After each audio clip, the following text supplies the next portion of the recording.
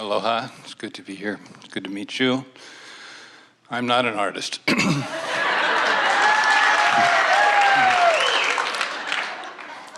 You are a very upstream crowd. Those artists and their boring stories helped you a great deal. Because whether you are painting a canvas or living your life, it is the same creation, you see. I am a builder. You design it, you draw it, and I'll build it, and I do it good, and I love what I do. And I'm good at it. I've been looking for you for a long time. I've only found you over the last year, but I realized that Abraham has helped me in many areas of my life for a long time. I have a question for you this morning about a friend who is very resistant to you. And she's really struggling. She's working 2 jobs. She has financial problems. She has family problems. I have said to her that the biggest gift that I would like to give her is Abraham, if she would just listen.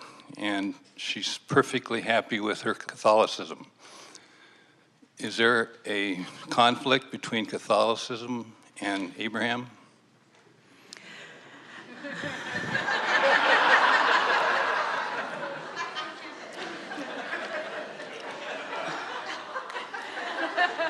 Let's see.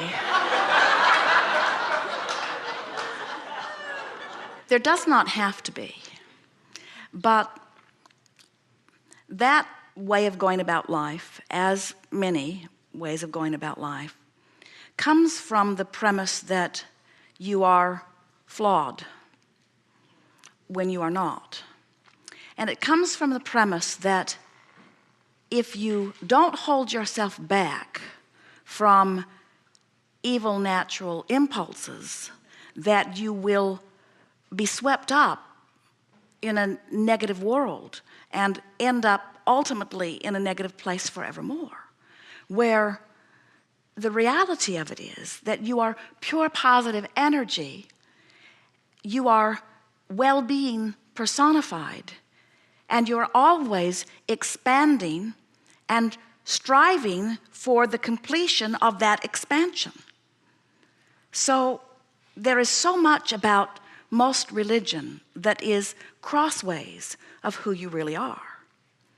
Even so, we would never say to anyone, your approach for life is inappropriate, because in every case, there was something about it that was compelling to them. For example, something this simple. I am here in my body and I want to be good, and I've been told that if I keep these rules, I will be considered good. And so I'm keeping those rules and I feel good. That's alignment. But where it goes wrong, if there is wrong and there isn't, where it becomes uncomfortable is when you say, I want to be good and I see these rules and I believe that if I keep these rules, then I will be good. But my natural impulses have kept me from keeping those rules. And so now under these guidelines, I am bad. And as we said earlier, anytime you find any reason whatsoever to condemn yourself, you separate yourself from your source. So those feelings of guilt that they feel are symptoms of not allowing themselves alignment with who they really are. You see, think about what negative emotion is. Negative emotion is me in my physical body thinking a thought and activating the vibration within me that disallows the fullness of who I am to fill me. Now, if my inner being agreed with me about how bad I am, my inner being would come over here with me and I wouldn't feel the void. We like to say to people, often they're talking about karma or religion or keeping the rules or righteousness.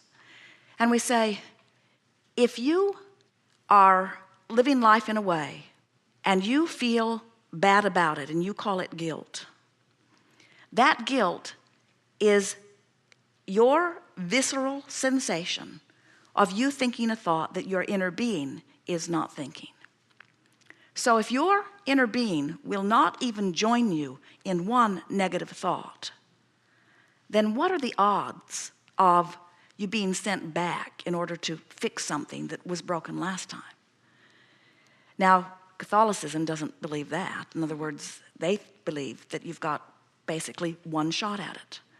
And when you get here, the rules are rigid, and you'd better line up pretty quick. And what they're not counting on is the leading edge spirit that's coming forth in gay abandon, hitting the ground running and saying, I am perfect as I am, and becoming more perfect in every moment. Yes, we would say that there are some differences between what we know and Catholicism. Thank you.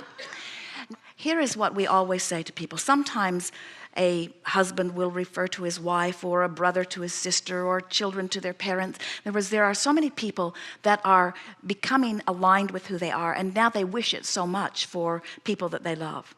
And we always say to them, see your friend, look for the parts of their life that are working, and activate the parts of their life that are working in you.